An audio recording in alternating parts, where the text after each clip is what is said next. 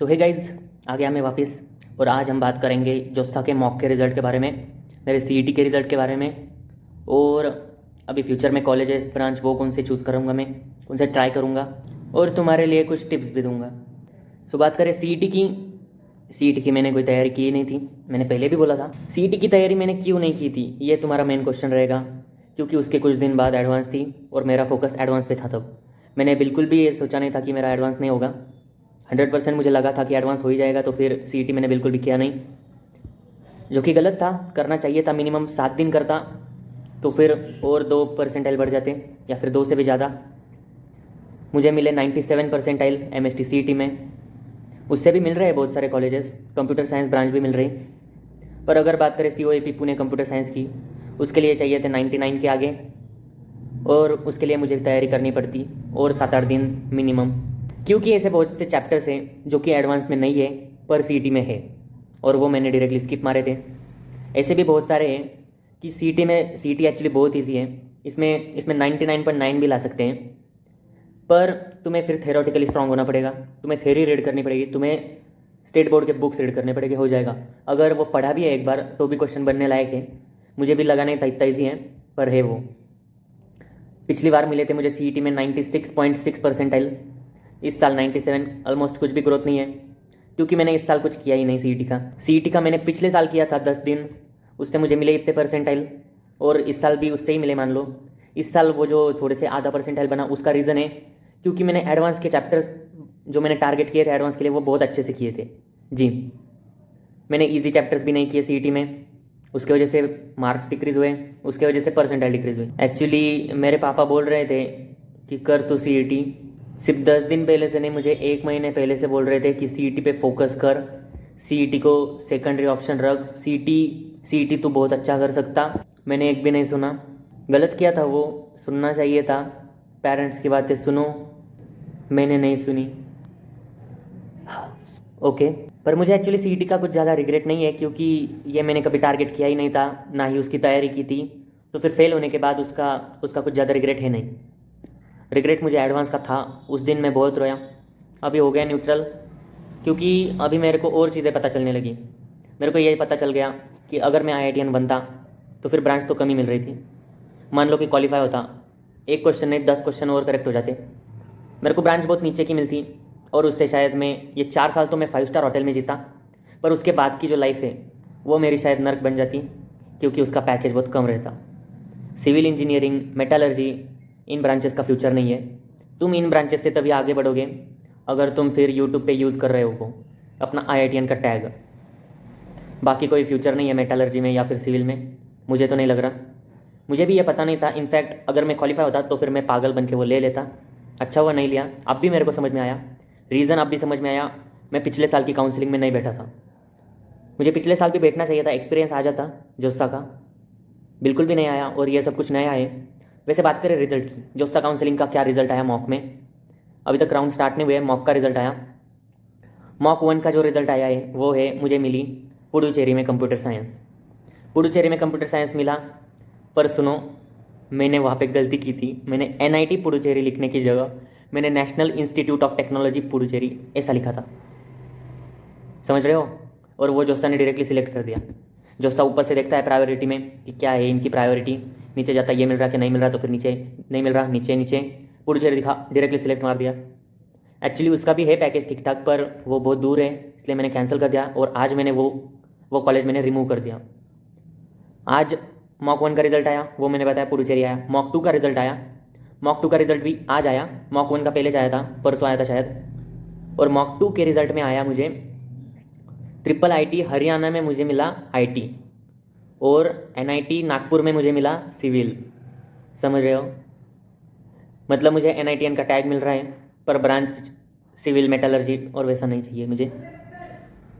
वैसी ब्रांचेस नको है, क्योंकि आईआईटी में भी अगर ये ब्रांचेस लूँगा तो पैकेज बहुत कम है, तो फिर एनआईटी में तो ये लेने ही नहीं चाहिए ब्रांचेस।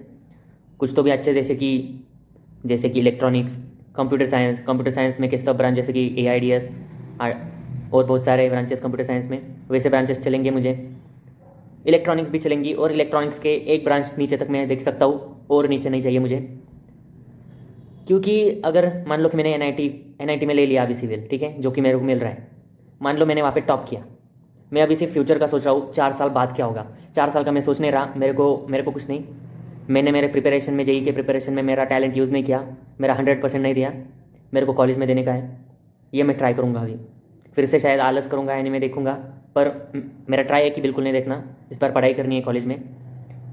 ओके, मान लो कि एनआईटी में मैंने क्या लिया, सिविल ले लिया, मेटलर्जी ले लिया, जो कि मिलेगा अभी, उसमें मैंने टॉप कर दिया, ठीक है, टॉप कर दिया, तो फिर मेरा पैकेज कितना लगेगा? 10 लाख से कम ही है, 10 लाख से कम ही है। और वही मैं अगर कोई दूसरे कॉलेज, कोई प्राइवेट कॉलेज ले लिया, उसमें मैंने टॉप मारा कॉलेज में, तो फिर मुझे कितने का पैकेज लगेगा? 20 लाख, 20 लाख से भी ऊपर चला जाएगा। ये डिफरेंस है। कंप्यूटर साइंस लिया तो फिर बहुत बढ़ जाएगा, और प्लस आगे मैं हार्डवर्क करूँगा तो फिर वो वेस्ट नहीं जाएगा। वरना बाकी के ब्रांचेस लिए तो फिर मेरे को टैग मिल जाएगा एनआईटीएन का, और मेरे लिए मैक्सिमम चीज़ हो जाएगी कि बाकी हो जैसा मैं भी सिर्फ यूट्यूब ही करूँ। पर यूट्यूब मेरा सेकेंडरी ऑप्शन है, मेरे को सिर्फ यूट्यूब नहीं करने का है, बाकी चीज़ें भी करने की है, और जो कि कंप्यूटर साइंस से मुझे ज़्यादा बूस्ट मिलेगा, इसलिए सोच रहा हूँ। पर हाँ, अगर कॉलेज भी और अच्छा मिला और उसमें ब्रांचेस भी और अच्छी मिली तो फिर मैं थोड़ी सी कर लूँगा, मतलब जस्ट मतलब कंप्यूटर साइंस इंजीनियरिंग के नीचे का, मान लो सीएसई में डीएस ले लिया, सीएसई में गेमिंग ले लिया, ये मैं ले सकता, ठीक है, खुशी खुशी ले लूँगा ये, क्योंकि ये कंप्यूटर के ही सब पार्ट्स हैं, इसमें लेने में क्या दिक्कत। पर बात करें मेटलर्जी सिविल, ब्रो वो एनआईटी में भी मिल रहा, पर मैं नहीं लेना चाहता, मेरा पर्सनल डिसीजन है, अगर किसी का हो तो ले लो, मेरे से इन्फ्लुएंस क्यों हो रहे हो, मैं कौन हूँ इन्फ्लुएंस करने वाला। तुम्हारे अगले 4 साल उस डिसीजन पे डिपेंडेंट रहने वाले हैं, तो फिर तुम दूसरों को देख के क्यों ले रहे हैं? तुम्हें खुद का लेना चाहिए डिसीजन। मैंने बहुत रिसर्च की इसमें, और फिर अभी डिसीजन लिया कि ब्रांच अच्छी होनी चाहिए जी, क्योंकि अभी तो न्यूज़ आई कि आईआईटी बॉम्बे में 30% अनप्लेस्ड है। उसके रीज़न क्या है? इनफैक्ट मेरे जो पहचान का मैंने बोला आईआईटी गांधीनगर का, वो मैकेनिकल इंजीनियर है, आईआईटी गांधीनगर से उसने मैकेनिकल इंजीनियरिंग में बीटेक किया है, उसका रैंक था जेईई एडवांस में 3000, पर वो अभी एमबीए कर रहा, और उसने मुझे खुद बोला है कि ब्रांच चूज़ कर, उसने मुझे खुद बोला ब्रांच चूज़ कर, तो फिर मैं क्यों ना करूँ? अगर आईआईटीएन खुद बोल रहा कि भाई मत चूज़ कर ये ब्रांचेस उसके, मैकेनिकल वैसे, और सिविल तो उसके भी नीचे की है, मेटलर्जी वो सब नीचे के, तो फिर मुझे लगता कि उसका सुनना चाहिए, वो डिसीजन परफेक्ट है। और मेरे पेरेंट्स भी बोले कंप्यूटर साइंस लें, अच्छी ब्रांच चाहिए हमें, तो फिर इस रीज़न से मैं अभी वही लेने वाला, मुझे बाकी लेने में इंटरेस्ट नहीं है। 4 साल में ठीक है, 5 स्टार की जगह मैं 3 स्टार होटल में जाऊँगा, पर मुझे मेरे आगे की लाइफ में अच्छा चाहिए, फिर 5 स्टार नहीं 7 स्टार जाऊँगा। वैसे अगर एनआईटीएन बना तो फिर मुझे टीचर बनने में बहुत यूज़ होगा, क्योंकि मेरे पास टैग रहेगा वो एनआईटीएन का। इनफैक्ट सीईटी में भी मैंने कुछ किया नहीं, सीईटी का पूरा ये ड्रॉप ईयर में मैं बोल रहा, मैंने पूरे ड्रॉप ईयर में 2 घंटे भी नहीं की पढ़ाई, पूरे एक दिन का नहीं बोल रहा मैं, पूरे ड्रॉप ईयर में 2 घंटे भी सीईटी की पढ़ाई नहीं की, फिर भी मुझे फिज़िक्स में पड़ गए 99 परसेंटाइल मिल गए मुझे फिज़िक्स में, फिर भी क्योंकि मेरा फिज़िक्स अच्छा था। पर एडवांस के फिज़िक्स में फिर भी ज़रा कम मिले, रीज़न एडवांस का फिज़िक्स इस बार बहुत टफ आया, फिज़िक्स से ज़्यादा मेरे मैथ्स में बन गया एडवांस में। केमिस्ट्री मेरी बर्बाद थी, 11th से मेरी केमिस्ट्री बर्बाद थी, मुझे 11th में टीचर अच्छे नहीं मिले थे 11th स्टैंडर्ड में, उसी का इम्पैक्ट मेरा 12th में हुआ। 12th में मैंने केमिस्ट्री की नहीं, 11th के थोड़े से चैप्टर किए, चल जान दो वो सब अभी, क्योंकि अभी ऊपर का है, जेई की लाइफ ख़त्म हो गई, जेई की रेस ख़त्म हो गई, अभी ज़िंदगी की रेस बाकी है, और उसमें अच्छा करने का है। वैसे भी अभी ये मेन साल है, 18+ हुआ हूँ, और ये सबसे इम्पोर्टेंट साल है 25 एज तक के, इसमें मुझे बस बाकी हो जैसा कुछ गलत करना नहीं है। बहुत सारे आईआईटीएन से मैं उनकी फ़ोटो बाजू में लगा दूंगा, अभी फ़ोटो नहीं, मैं उनकी स्क्रीन रिकॉर्डिंग लगा दूंगा। Well, I've been smoking a lot of things really. Recently, I'm smoking hot. कि क्या हुआ, कैसे देख रहे हो, मैं मेरे पहचान में आ गए बहुत सारे। हाँ, उनके जैसा नहीं बनने का है मुझे, रीज़न वो कम ब्रांचेस में के हैं, वो कंप्यूटर साइंस में नहीं है। आईआईटी बॉम्बे में अगर तुम्हें कंप्यूटर साइंस मिला है बहुत अच्छे भाई, किसी भी आईआईटी में मिला है कंप्यूटर साइंस बहुत अच्छे, बाकी नीचे की ब्रांचेस चूज़ करना वर्थ नहीं है। और कुछ बोले थे कि कमेंट्स में कुछ बच्चों ने बोला कि भाई तूने तुक्के मार के एग्ज़ाम क्रैक किया है। भाई सुन, तुक्के मार के तू सब्जेक्ट का कट ऑफ भी क्रैक नहीं कर सकता, सब्जेक्ट का कट ऑफ रहता है बस 8 मार्क्स का, उतने भी नहीं मिल सकते, तुक्कों से मिल ही नहीं सकता। एडवांस में +4 -2 मार्किंग रहती, समझा। और बात रही कुछ क्वेश्चन जिसमें +3 -1 ऐसी मार्किंग रहती है, वो फिल इन द ब्लैंक्स रहते हैं। उसमें क्या तुक्का मारेगा तू? मार नहीं सकती है। तुक्कों से कुछ भी नहीं होने वाला। इनफैक्ट मेंस में भी मत मारो। मैंने जब मेरा जेई मेंस का रिजल्ट शेयर किया था, मेंस 1 का, उसमें भी मैंने बोला था कि मत मारो तुक्के बिल्कुल भी। फिर भी मारने के तो मारो तुम्हें, इट्स फाइन। तुक्के मैंने सीईटी में मारे। सीईटी में मैंने, क्योंकि सीईटी में नेगेटिव मार्किंग नहीं रहती, टेंशन ही नहीं है तो फिर मार सकते हैं। पर एक और चीज़ है, सीईटी में एक क्वेश्चन 4 मार्क्स के लिए नहीं है, तो फिर कुछ ज़्यादा फ़ायदा है नहीं फिर से। और बात रही रिपीट करना वर्थ रहा क्या ये ड्रॉप ईयर लेना मेरा डिसीजन सही रहा? मुझे लगता है कि फिर भी सही रहा। रीज़न वो फिर मेरे पे लाइफ टाइम रिग्रेट रहता कि मैंने ड्रॉप लिया नहीं। मैंने बिल्कुल भी फिर से ट्राई नहीं किया। मैं करके क्या लेता? मुझे पिछले साल मिले थे मेंस में 90 परसेंटाइल, 90.7 परसेंटाइल शायद, तो फिर उससे तो कुछ अच्छे कॉलेजेस मिल भी नहीं रहे थे ज़्यादा। सीईटी में मिले थे 96.6, पर नहीं। इस साल मैंने 3-4 घंटे की पढ़ाई में अगर मैंने 97 परसेंटाइल लिए तो फिर वो मेरे लिए सक्सेस ही चाहिए। मैंने थोड़ा और करना चाहिए था। हार्डवर्क बहुत कम किया, स्मार्ट वर्क परफेक्ट था, उसी के बेसिस पे मिले हैं।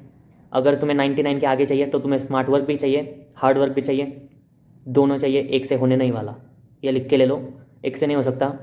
यही मैक्सिमम लिमिट है। तुम 97 तक आ जाओगे सिर्फ हार्ड वर्क से, या फिर तुम 97 तक आ जाओगे सिर्फ स्मार्ट वर्क से। पर अगर बात रही ना आगे जाने की, तो फिर तुम्हें दोनों चाहिए, एक से हो नहीं सकता। तुम्हारे सामने जो बंदा है वो जूनियर केजी से टॉपर है। मैंने बचपन से कभी रैंक 2 भी देखा नहीं था।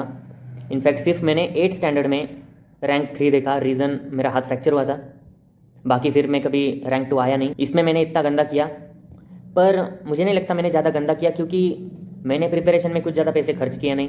मैं ऑफलाइन नहीं गया कहीं पे। मैंने थोड़े महीने बस 11th में गया था ऑफलाइन, मैंने छोड़ दिया। वो सब कुछ मैंने खुद से किया। मैंने सेल्फ स्टडी की, मैं सेल्फ स्टडी वाला था। ऑनलाइन किया मैंने कुछ कोर्सेज़ भी लिए थे ऑनलाइन। PW का लिया था फ्री में प्रमोशन, ईसरल का लिया था फ्री में प्रमोशन कर रहा मैं, देखो कितना अच्छा हूँ मैं। अनअकैडमी के कुछ लेक्चर्स देखे थे मैंने, उनका भी फ्री में प्रमोशन। और चलो ठीक है, बाकी लोगों जैसे मैंने 3 लाख खर्च नहीं किए। इनफैक्ट मैंने टोटल 1 लाख भी खर्च नहीं किया इन 3 सालों में। पैसे बच गए मेरे, और इसी में मेरा सक्सेस है। क्योंकि मेरे ही बाजू के दोस्त, उनके 3 लाख गए, 3 लाख नहीं 3.5 लाख गए, वो कोटा गए थे, और उनके आए हैं 80 परसेंटाइल। तो फिर मुझे लगता है कि ये सक्सेस है मेरा। मुझे उनसे ज़्यादा मिले हैं, जो कि बहुत अच्छी बात है। और मैं अभी भी खुद को विनर ही मान रहा, मैं हार नहीं मानने वाला।